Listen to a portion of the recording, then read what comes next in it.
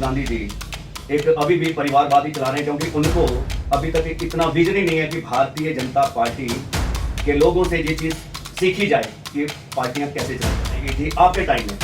उसको आप अहिंसा कहेंगे या हिंसा कहेंगे। और इसके बाद में 84 के जो दंगे सिखों पर करवाए गए थे, उसको मैं पूछना चाहता हूं कि राहुल गांधी जी को वो हिंसा थी या अहिंसा जो है, ये कहीं ना कहीं ये खुद दर्शाता है कि इनके मुंह में जो आए ये बोल दें, ये इनकी विचारधारा है। ये विचारधारा जो है इतने बड़े प्लेटफॉर्म में देश देख रहा है और कहीं ना कहीं ये नुकसान कर रहे हैं। तो पूरे सामाजिक न्याय की बात कर रहे हैं, तो 70 सालों में इनको सामाजिक न्याय क्यों नहीं याद आया। और आज हमारे देश के यशस्वी प्रधानमंत्री श्री नरेंद्र मोदी जी ने बताया है कि सामाजिक न्याय क्या है। साथियों नमस्कार, मैं हूं विवेक सिंह और आप देख रहे हैं क्राउड नेटवर्क।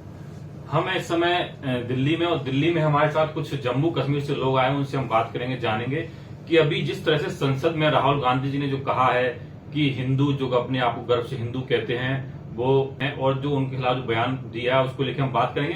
क्योंकि जिस तरह से राहुल गांधी लगातार चुनाव में आरक्षण की बात करते, न्याय की बात करते, सामाजिक न्याय की बात करते, लेकिन जब संसद में वो आए, जब अपोजिशन ऑफ लीडर बने, तो उन्होंने सीधे आके धर्म की बात कर दी। मतलब एक तरह से फिर से धर्म की राजनीति शुरुआत कर दी। उन्हीं सारे मुद्दों को लेकर हम बात करेंगे। हमारे साथ नरेंद्र जी, सर आपका बहुत बहुत स्वागत है। सबसे पहले तो मैं क्लाउड न्यूज नेटवर्क का मैं हार्दिक अभिनंदन करता हूं कि आप आज हम दोनों सामने बैठे हैं और आपने बैठने का मौका दिया। और मेरा जिस तरह से राहुल गांधी जी ने संसद में हिंदुओं को लेकर जो बयान दिया, और उसके बाद फिर वो कहते हैं कि नहीं नहीं पूरी बीजेपी, पूरी आरएसएस हिंदू नहीं हो सकती, किस तरह देखते हैं? सबसे पहले तो मैं अपनी इंट्रोडक्शन आपको देता हूं। मेरा नाम नरेंद्र सिंह भाऊ और मैं Bharatiya Janata party state executive member हूं और मैं जम्मू कश्मीर शंभ विधानसभा क्षेत्र का नागरिक हूं। और आज ही मैं दिल्ली में पहुंचा हूं, तो आज जैसे मुझे भी आपके चैनल के माध्यम से मुझे आपके पास बैठने का मौका मिला, और जैसे आपने अभी सवाल किया है राहुल गांधी जी पर, और मैं ये समझता हूं कि राहुल गांधी जी एक अभी भी परिवारवादी चला रहे हैं, क्योंकि उनको अभी तक इतना विजन ही नहीं है कि भारतीय जनता पार्टी के लोगों से ये चीज सीखी जाए कि पार्टियां कैसे चलाई जाती हैं। और उन्होंने अभी तक एक ही रखा हुआ है कि एक तो परिवारवाद और दूसरा किसी भी धर्म जाति के ऊपर कटाक्ष करना, चाहे वो हिंदू है, चाहे मुस्लिम है, चाहे सिख है, चाहे ईसाई है।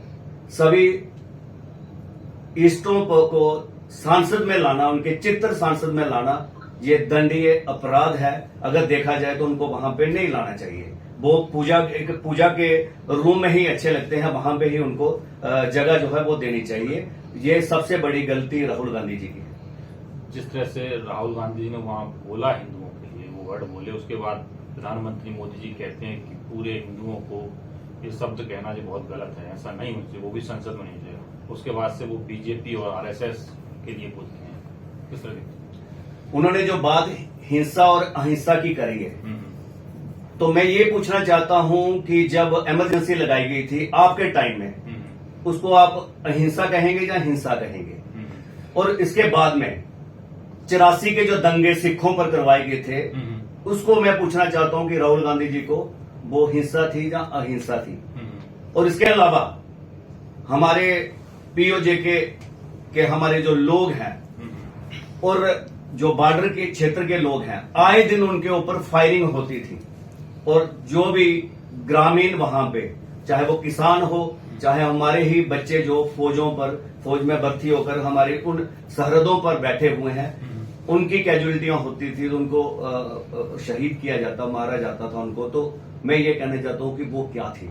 और इस चीज को आज जो आप इतने बड़े स्तर पे, इतने बड़े प्लेटफॉर्म पे आप इस टाइप की बात करते हो, तो ये बड़ी निंदनीय बात है। इनको ये शोभा नहीं देती। अगर आपने पार्टी चलानी है तो आपको अध्यक्षता के लिए कोई भारत के ऐसे ऐसे लोग भी आपके बीच में बैठे हुए हैं जो आपसे दुखी होकर, मैं समझता हूं कि कहीं ना कहीं वो भी पार्टी दूसरी भाजपा में ना आ जाए, और उन लोगों को कमांड देनी चाहिए। तो कमान, जैसे आपने अध्यक्ष की बात की, तो उसमें मल्लिकार्जुन खड़गे को उन्होंने पार्टी में राष्ट्रीय अध्यक्ष हैं, राहुल गांधी जो सांसद हैं, इस समय अपोजिशन ऑफ लीडर हैं। कहीं ना कहीं आप पहले भी जानते हैं, अगर इन्होंने प्रधानमंत्री भी दी हैं तो वो कठपुतलियां दी हैं इन्होंने। आज भी जो भी पीछे से कमांड होती है वो इनके द्वारा ही दी जाती है। होली जो है वो कमांड जो है इनके प्रेसिडेंटों को दी जाए, जिससे वो बात करें और उनके ऊपर ही जब संसद में भी इन्होंने पेश होना हो तो वो ही डिसाइड करें कि कहां तक बात करनी है, उसकी लिमिट तैयार की जाए। और ये जो है ये कहीं ना कहीं ये खुद दर्शाता है कि इनके मुंह में जो आए ये बोल दें, ये इनकी विचारधारा है। ये विचारधारा जो है इतने बड़े प्लेटफॉर्म में देश देख रहा है और कहीं ना कहीं ये नुकसान करती है पार्टी को। जिस तरह से राहुल गांधी पूरे चुनाव में सामाजिक न्याय की बात करते रहे, बोले कि सामाजिक न्याय मेरे जीवन का आखिरी हिस्सा बन गया है, और महिलाओं के लिए बात करते रहे, सब तरह की बात, लेकिन जब जैसे वो अपोजिशन ऑफ लीडर बने उन्होंने सीधे धर्म की बात कर दी और हिंदुओं के ऊपर प्रहार किया। तो किस तरह से 70 साल कांग्रेस ने राज किया है, आज ये सबको जोड़ने की, जैसे आप बता रहे हो कि बात कर रहे हैं, सामाजिक न्याय की बात कर रहे हैं, तो पूरे सामाजिक न्याय की बात सामाजिक न्याय की बात कर रहे हैं, तो 70 सालों में इनको सामाजिक न्याय क्यों नहीं याद आया?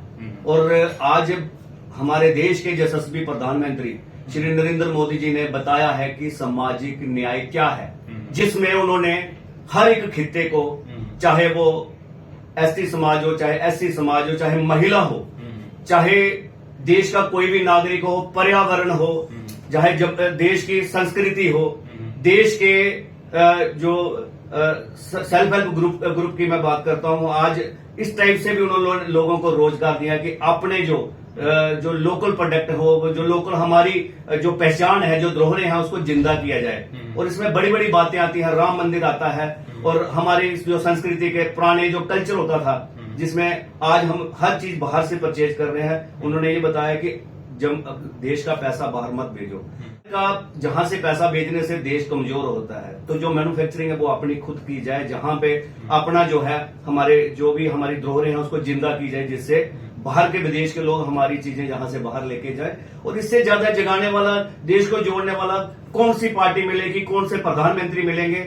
और जहां तक ये बात कर रहे हैं, मैं कहीं ना कहीं ये समझता हूं कि इनको इस चीज का ज्ञात ही नहीं है, इस चीज की इनकी सोच ही नहीं है, ये बिना सोच विचार करके कोई भी बात बोल देते हैं, सोच विचार के बात बोल देते हैं, इनको ज्ञान नहीं है। राहुल गांधी जी ने कहा कि नीट पर बहस होनी चाहिए, कहा कि पक्ष और विपक्ष दोनों को एक मैसेज देना चाहिए युवाओं को कि हम नीट में उनके साथ हैं, युवा देश के भविष्य हैं, लेकिन उस पर भी बात नहीं हुई।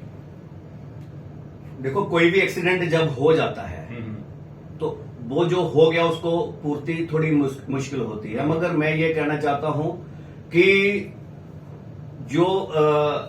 जिन लोगों ने, जो लोग इन्वॉल्व हैं, जो लोग देश के साथ गद्दारी कर रहे हैं, उन लोगों के ऊपर कार्रवाई की जाती है। और वो कार्रवाई करने के लिए भारतीय जनता पार्टी पूरी तैयार होकर छापे पे बज रहे हैं, उनको उठाया जा रहा है, उनके ऊपर कार्रवाई की जा रही है।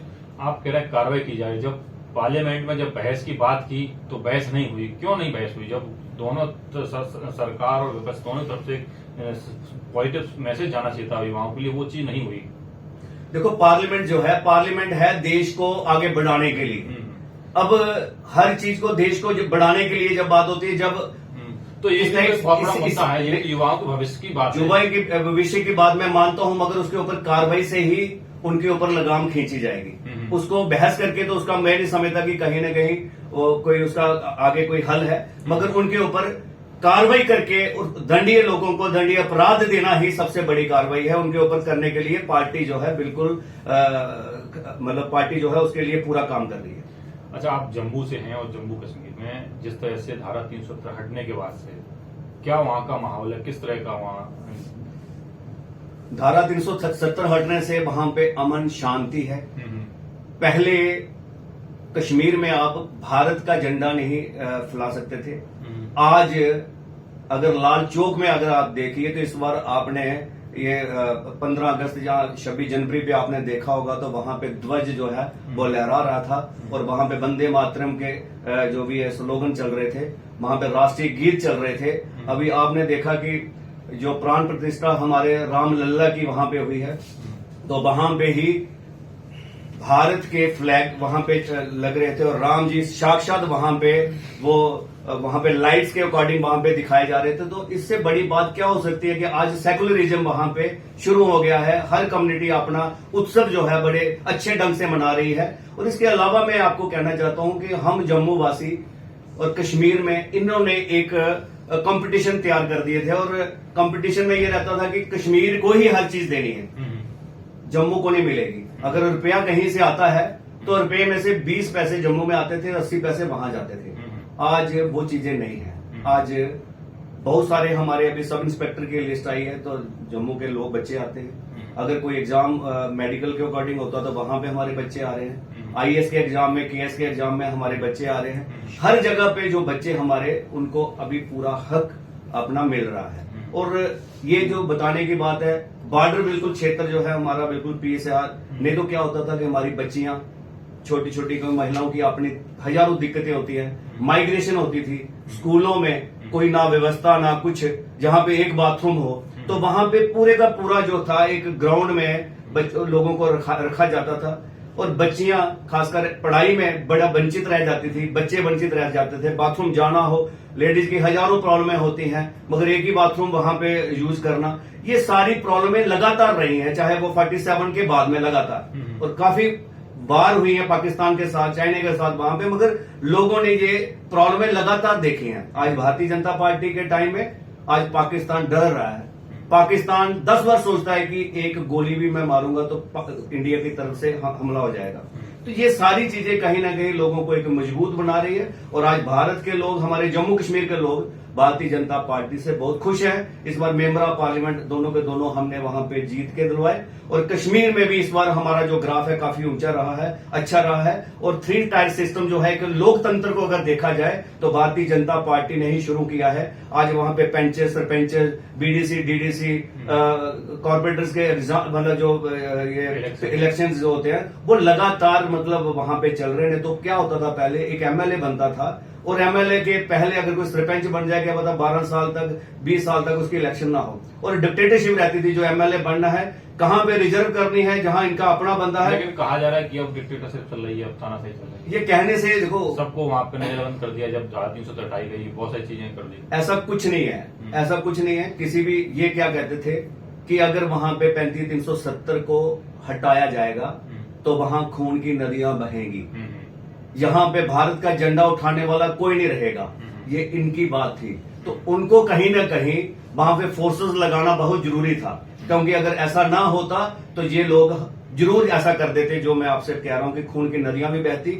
और आज बहुत बड़ी बात है कि 35-370 हटी है, मगर वहां पे एक भी कैजुअलिटी नहीं हुई। तो इससे बड़ी बात और क्या हो सकती है। आज इंटरनेट भी चल रहे हैं, 5G, हर चीज चल रही है और लोगों को खूब लोग एंजॉय भी कर रहे हैं, मजे ले रहे हैं। और यही मेरी मतलब आपसे ये है कि आप भी आइए जम्मू कश्मीर में। हाँ। बात हुई सर से और सर ने कहा कि जिस तरह से राहुल गांधी ने बोला बहुत ही गलत है, उन्हें ऐसा नहीं बोलना चाहिए था। और बात जम्मू कश्मीर की बात की जाए तो जम्मू कश्मीर बताया कि पहले से जम्मू कश्मीर में हालात बहुत अच्छे हैं, अमन शांति है, चैन है, और कहा कि चीजें वहां सुधरी हैं। आप लोग क्या राय रखते हैं इस वीडियो को लेकर, अपनी राय हमें कमेंट बॉक्स में जरूर बताइएगा। धन्यवाद। लेटेस्ट अपडेट पाने के लिए हमारे चैनल क्लाउड न्यूज को अभी लाइक करें, सब्सक्राइब करें और बेल आइकन दबाना बिल्कुल ना भूलें।